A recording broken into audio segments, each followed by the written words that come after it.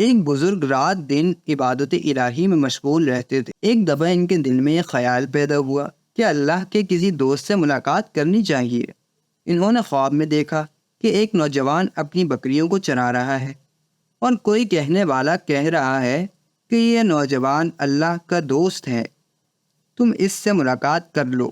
وہ بزرگ بیدار ہوئے تو انہیں اس نوجوان سے ملاقات کی جستجو ہوئی۔ انہوں نے ایک دن دیکھا کہ وہ نوجوان اپنی بکریوں کا ریوڑ لے کر راستے سے گزر رہا ہے۔ وہ بزرگ اس نوجوان سے مل کر بہت خوش ہوئے اور فرمانے لگے کہ میں چند دن آپ کے گھر مہمان بن کر رہنا چاہتا ہوں۔ نوجوان نے بھی خوشی کا اظہار کیا اور اس بزرگ کو اپنے گھر لے آیا۔ رات کے وقت دونوں آپس میں گفتگو کر رہے تھے۔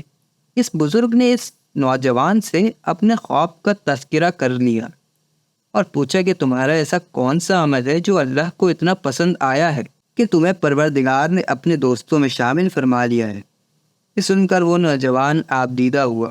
پھر اس نے قریب کا کمرہ کھول کر دکھایا کہ اس میں 2 مسخ شدہ چہرے والے انسان بندھے ہوئے ہیں۔ وہ بزرگ حیرت زدہ رہ گئے اور پوچھنے لگے کہ اے نوجوان، یہ کیا ماجرا ہے؟ نوجوان نے کہا، میرے غافل اور گناہ گار والدین ہیں یہ۔ ایک مرتبہ انہوں نے اللہ تعالیٰ کی شان میں گستاخی کر دی کہ اللہ تعالیٰ نے ان کے چہرے کو مسخ کر دیا۔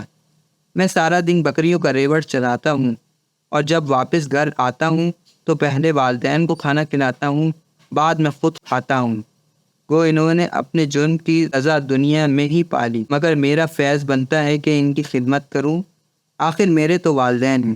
وہ بزرگ حیران ہوئے اور انہوں نے نوجوان کو سینے سے لگا کر کہا، ہم نے ساری رات عبادت کی اور سارا دن روزہ رکھا، مگر اس مقام تک نہ پہنچ سکے جس مقام پر آپ کو والدین کے ادب اور ان کی خدمت کی وجہ سے پہنچنا نصیب ہوا۔